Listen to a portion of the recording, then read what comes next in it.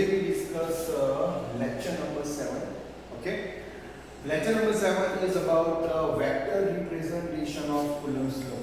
Okay, તો lecture number 6 માં આપણે કેની વાત કરી? તો lecture number 6 માં જે છે આપણે જે બી ઇક્વેશન લાવ્યા એ ઇક્વેશન ઓન્લી સ્કેલર માટે હતું. મીન્સ કે સ્કેલર રિપ્રેઝન્ટેશન ઓફ કુલમ્સ લો જો આપણે કહીએ બરાબર, તો એ આપણે જે લેક્ચર નંબર 6 ની વાત કરી હતી ને હવે આજે જે આપણે વાત કરતા જે છે that is vector representation of columns લો.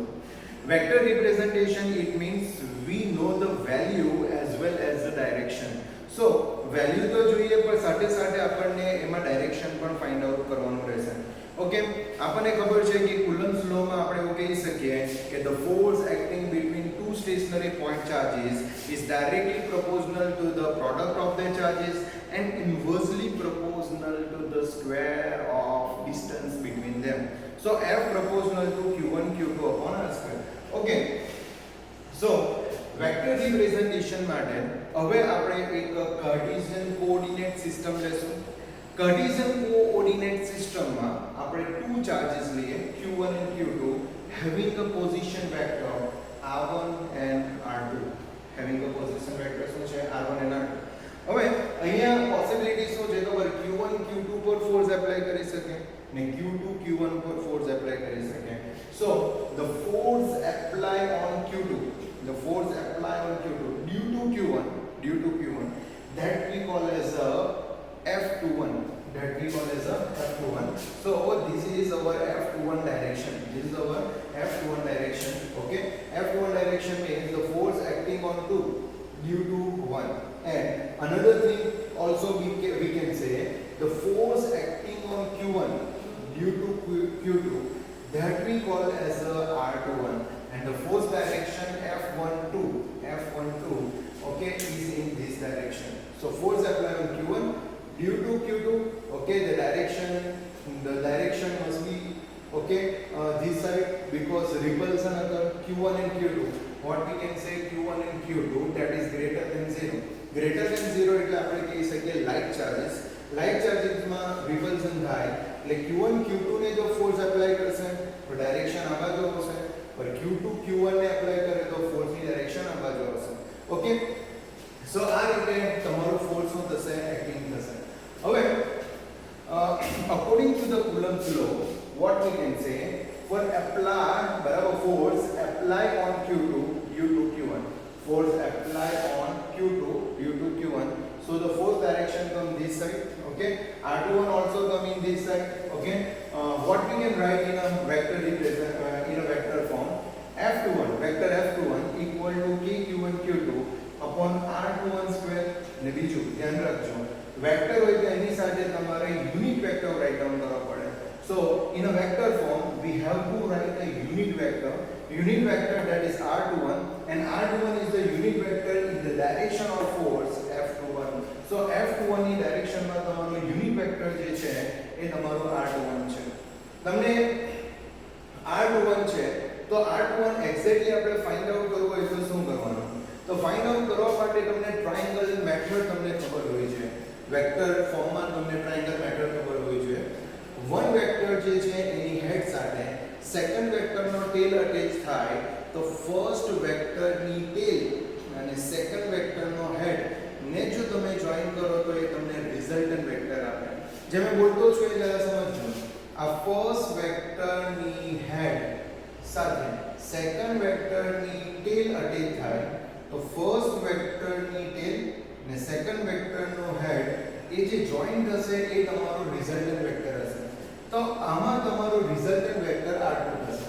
જો રિઝલ્ટન્ટ વેક્ટર r2 થાય તો r2 r1 r21 થાય ને r21 ફાઇન્ડ આઉટ કરવું હોય તો r1 ને આપણે આ બાજુ લઈ જઈએ લેફ્ટ સાઈડ એટલે શું થશે વેક્ટર r2 r1 શું થઈ જશે vector r21. So vector r21 equal to vector r2 minus vector r1. તો આ તો easily remember भी રહી જાય કે વેક્ટર r21 છે તો તમારે શું કરવાનું છે r2 minus r1 કરવાનું છે. ઓકે, સો અહીં આપણે 21 ની જગ્યાએ આપણે રાઇટ ડાઉન કરી શકીએ r2 minus r1. ઓકે, ને મેગ્નીટ્યુડ ફોર્મમાં છે એટલે મેગ્નીટ્યુડ ફોર્મમાં હોય એટલે ઓલવેઝ આપણે મોડ્યુલસમાં લખવા પડે. સો r21 equal to modulus of vector r2 minus r1 ને સ્ક્વેર છે એટલે અહીંયા બી સ્ક્વેર થશે. હવે મારા હિસાબે તમને યુનિટ વેક્ટરની ડેફિનેશન ખબર હોવી જોઈએ. યુનિટ વેક્ટર એટલે કે vector divide by its value. Vector divide by શું છે? વેલ્યુ. સપોઝ એમ સમજી લો કે vector a equal to 5 caret છે. તો યુનિટ વેક્ટર તમને કેવી રીતના મળે? તો જે તમારો વેક્ટર છે એને તમે એના મેગ્નીટ્યુડ એટલે કે suppose a equal to 5i caret છે.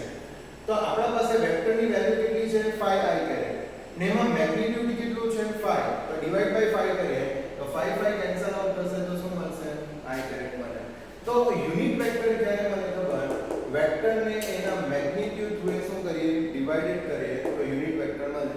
ઓકે 11th માં આપણે યુનિટ વેક્ટરને એઝ અ n કેરેટ બતાવતા હતા ને વેક્ટર ડિવાઇડ બાય ઇટ્સ આપણે વેલ્યુ લખતા હતા. વેક્ટર ડિવાઇડ બાય ઇટ્સ શું લખતા હતા? વેલ્યુ. સો અહીંયા r21 છે તો એને વેક્ટર ફોર્મમાં લખાશે વેક્ટર r2 r1 ને મેગ્નીટ્યુડ ફોર્મમાં લખવું હોય તો modulus of vector r2 r1. ધ્યાન રાખજો ઉપર વેક્ટર ફોર્મ છે ને નીચે એના વેલ્યુ ફોર્મ છે એટલે કોઈ બી દિવસ આને કેન્સલ આઉટ કરતા નહીં. ને આ સિમ્પલ બ્રેકેટ છે ને આ મોડ્યુલસ છે. એ ડિફરન્સ બી તમને દેખાવો જોઈએ. આ સિમ્પલ બ્રેકેટ છે ને આ શું છે? મોડ્યુલસ છે. સો r2 r1 divided by in modulus we can write vector r2 minus vector r1. હવે અહીંયા તમે જોઈ શકો કે r2 r1 નો સ્ક્વેર છે અને અહીંયા રેઝ ટુ 1 છે. એટલે જો આના સાથે મલ્ટીપ્લાય જો કરો તો વેક્ટર r2 r1 નો શું થશે? ક્યુબ થશે. તો kq1 q2 upon in modulus vector r2 r1 cube ને અહીંયા તમારું વેક્ટર ફોર્મમાં લખાશે vector r2 r1. So this is the vector representation of force applied on q2 due to q1. Okay, apply on q2 due to q1. Now similarly if we write the force applied on q1 due to q2 then we can write f12. અહીંયા f21 હતું અહીંયા શું આવશે? f12.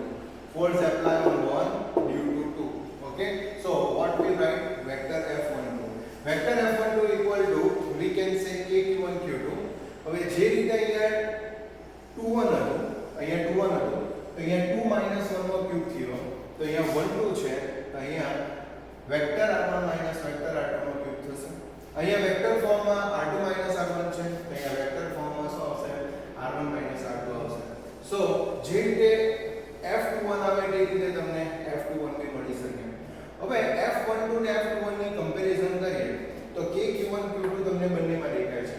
મોડ્યુલસમાં તમને r2 r1 દેખાય છે. મોડ્યુલસમાં r2 r1 ની value same થાય. લાઈક તમે 6 4 કરો તો 2 મળશે ને 4 6 કરો તો -2 મળશે. બટ મોડ્યુલસ છે એટલે મોડ્યુલસમાંથી બહાર નીકળે તો +2 થશે. સો મેગ્નીટ્યુડ ફોર્મમાં બી સેમ છે બટ અહીંયા વેક્ટર ફોર્મ જે છે વેક્ટર ફોર્મમાં સેમ નહીં થાય. કેમ કે સપોઝ 6 4 કરો તો અહીંયા 2 મળશે જ્યારે 4 6 કરો તો અહીંયા -2 મળશે. ઇટ મીન્સ કે વેક્ટર ફોર્મમાં બરાબર એની વેલ્યુ પ્લસની જગ્યાએ માઈનસ આવશે. એટલે f12 ને f21 નો જો રિલેશન લખીએ તો vector f12 equal to we can write -f21. Okay only બરાબર એક પ્લસ હશે તો બીજું શું હશે? માઈનસ. ને એક પ્લસ હોય ને બીજું માઈનસ હોય એનું રીઝન બી છે. તમે જોઈ શકો f21 ની ડાયરેક્શન આ બાજુ હોય તો f12 ની ડાયરેક્શન કે બાજુ હશે? એની ઓપોઝિટ ડાયરેક્શન હશે. બંને ઓપોઝિટ ડાયરેક્શનમાં ફોર્સ એપ્લાય થાય એટલે એકને જો આપણે પ્લસ કન્સિડર કરીએ તો બીજાને માઈનસ કન્સિડર કરવા પડે. ઓકે ને મોડ્યુલસ ફોર્મમાં જો લખીએ તો બંનેની વેલ્યુ શું થઈ જશે? સેમ થશે. એટલે f12 f21 રાઈટ ડાઉન કરી શકાય બટ એ ઓન્લી એની વેલ્યુના ફોર્મમાં લખીએ ત્યારે જ આપણે લખી શકીએ. ને આ તમને ન્યૂટન થર્ડ લો બી રિપ્રેઝન્ટેશન કરે કેમ કે every action have equal and opposite reaction. એટલે ઓપોઝિટ ડાયરેક્શનમાં બી ફોર્સ એપ્લાય થાય છે અને એની વેલ્યુ બી શું છે? સેમ છે. સો આના પરથી તમને આ ઇક્વેશન રિમેમ્બર રહેવું જોઈએ કે વેક્ટર ફોર્મમાં કયું ઇક્વેશન છે અને સ્કેલર ફોર્મમાં કયું છે. સ્કેલર ફોર્મમાં સિમ્પલ આવશે f kq1 q2 r2 જ્યારે વેક્ટર ફોર્મમાં સપોઝ f21 લખીએ તો kq1 q2 vector r2 vector r1 cube ને વેક્ટર ફોર્મમાં લખાશે r2 r1. Okay, so I hope you can understand this easy theory. If you do not understand in any please inform me by message or by call. Thank you very much. Bye.